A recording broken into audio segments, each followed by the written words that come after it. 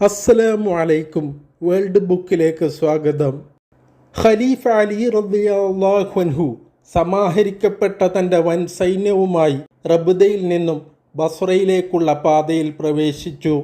വഴിമധ്യേ ദുൽകുനിലെത്തിയപ്പോൾ Mecca സൈന്യം ബന്ധനസ്ഥനാക്കിയിരുന്ന അലി റളിയല്ലാഹു അൻഹുവിൻ്റെ Basra അമീർ ഉസ്മാൻ ഇബ്നു ഹുനൈഫ് റളിയല്ലാഹു അൻഹു അവിടെ എത്തുകയുണ്ടായി. ആയിഷ റളിയല്ലാഹു അൻഹയുടെ ഉത്തരവ് പ്രകാരം മക്കക്കാർ അദ്ദേഹത്തെ മോചിപ്പിക്കുകയായിരുന്നു. മക്ക സഖ്യത്തിൽ നുഴഞ്ഞു കയറിയിരുന്ന സബൈകളുടെ ക്രൂരമർദ്ദനമേറ്റ് അദ്ദേഹം മൃതപ്രായനായി കഴിഞ്ഞിരുന്നു.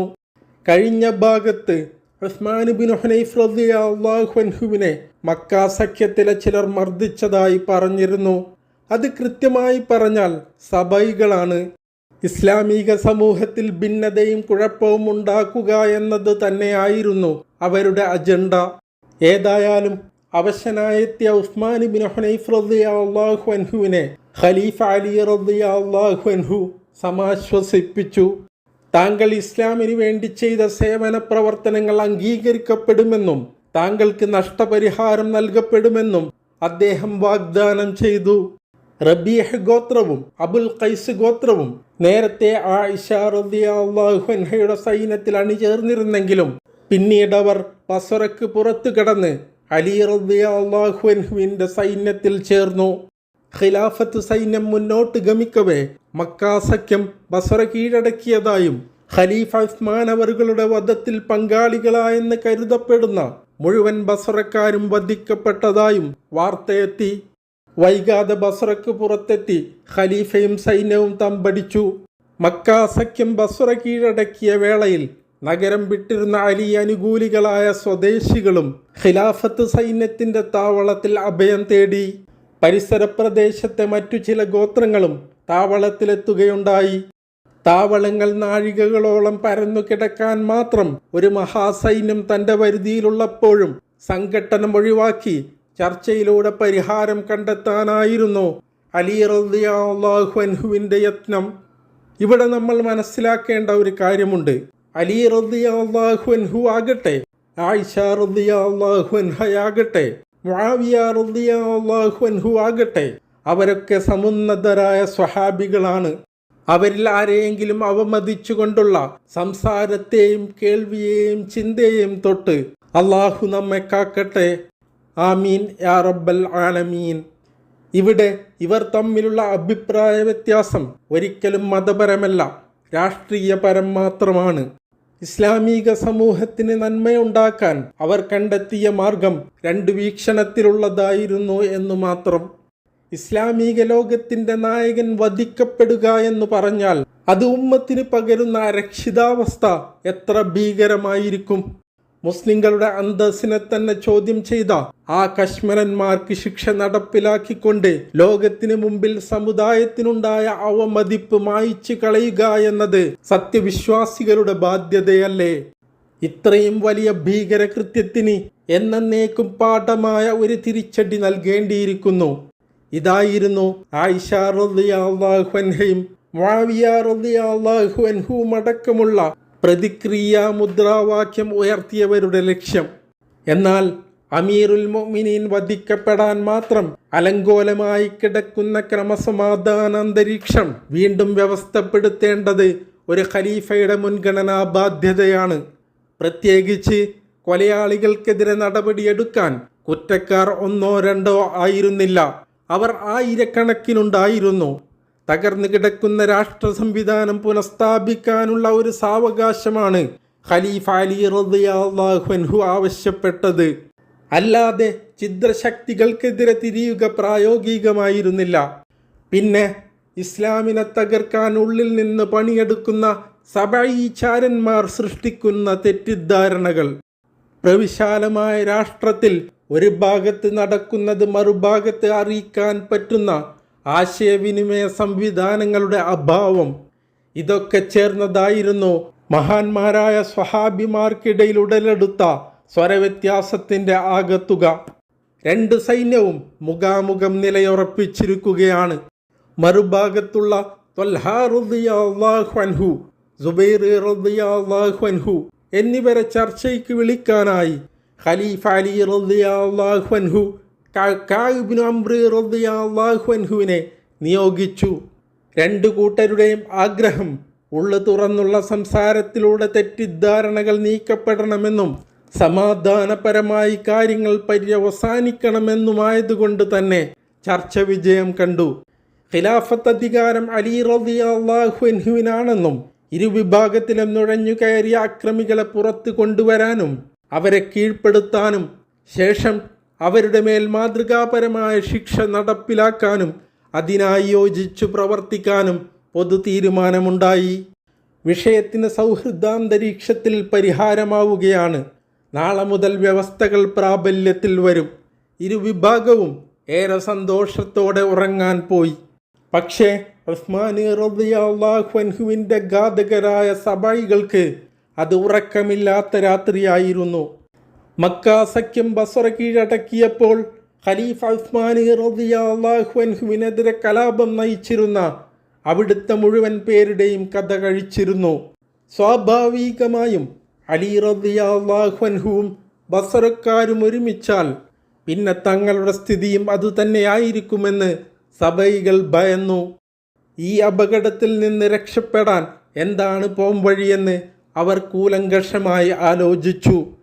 അലിയെയും ത്വൽഹയെയും സുബൈറിനെയും വധിക്കുക. അവർക്കിടയിൽ ഉയർന്നു വന്ന ഒരു അഭിപ്രായം ഇതായിരുന്നു. എന്നാൽ ഇത്തരമൊരു നടപടി വിപരീത ഫലമാണുണ്ടാക്കുക. അലി പക്ഷത്തെയും മക്ക സഖ്യത്തെയും യോജിപ്പിക്കലായിരിക്കും അതിൻ്റെ അനന്തര പരിണിതി.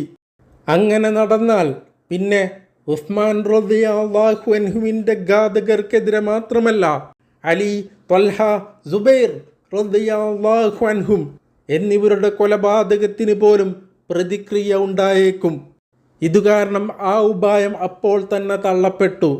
മറ്റു പല അഭിപ്രായങ്ങളും ആ രഹസ്യയോഗത്തിൽ പ്രകടിപ്പിക്കപ്പെടുകയുണ്ടായി. അവസാനം ഒരു അന്തിമ തീരുമാനത്തിൽ അവരെത്തിച്ചേർന്നു.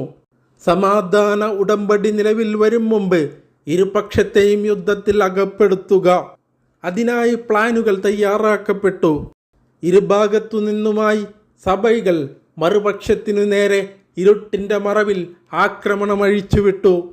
അപ്രതീക്ഷിതമായ ഈ ആക്രമണം ഇരുപാളയത്തിലും പരിഭ്രാന്തി സൃഷ്ടിച്ചു. ഇരുകൂട്ടരും മനസ്സിലാക്കിയത് പ്രതിപക്ഷം തങ്ങളെ വഞ്ചിച്ചിരിക്കുകയാണെന്നാണ്. അതോടെ ഇരുഭാഗത്തു നിന്നും അടിയും തിരിച്ചടിയുമുണ്ടായി. നിർഭാഗ്യകരമെന്നു പറയട്ടെ, അതൊരു വൻ യുദ്ധമായി ആളിപ്പടർന്നു. അലി റളിയല്ലാഹു അൻഹുവിൻ്റെ സൈന്യത്തിൽ 20,000 പേരും ത്വൽഹ, സുബൈർ റളിയല്ലാഹു അൻഹുമാരുടെ സൈന്യത്തിൽ 30,000 പേരുമാണ് ഉണ്ടായിരുന്നത്.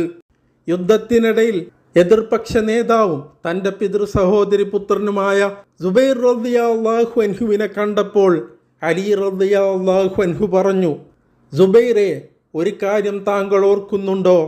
അന്ന് നിങ്ങളും അള്ളാഹുവിൻ്റെ റസൂലും ഒരുമിച്ചിരിക്കെ ഞാൻ അവിടേക്ക് കയറി വന്നപ്പോൾ അലിയോട് താങ്കൾക്ക് സ്നേഹമുണ്ടോ എന്ന് അള്ളാഹുവിൻ്റെ റസൂൽ താങ്കളോട് ചോദിച്ചില്ലേ? അന്നേരം താങ്കൾ പറഞ്ഞില്ലേ, അതെ, എനിക്കദ്ദേഹത്തെ ഇഷ്ടമാണ്, അതെൻ്റെ അമ്മാവൻ്റെ മകനാണല്ലോ എന്ന്. അതിന് അവിടുന്ന് പറഞ്ഞ മറുപടി എന്തായിരുന്നു?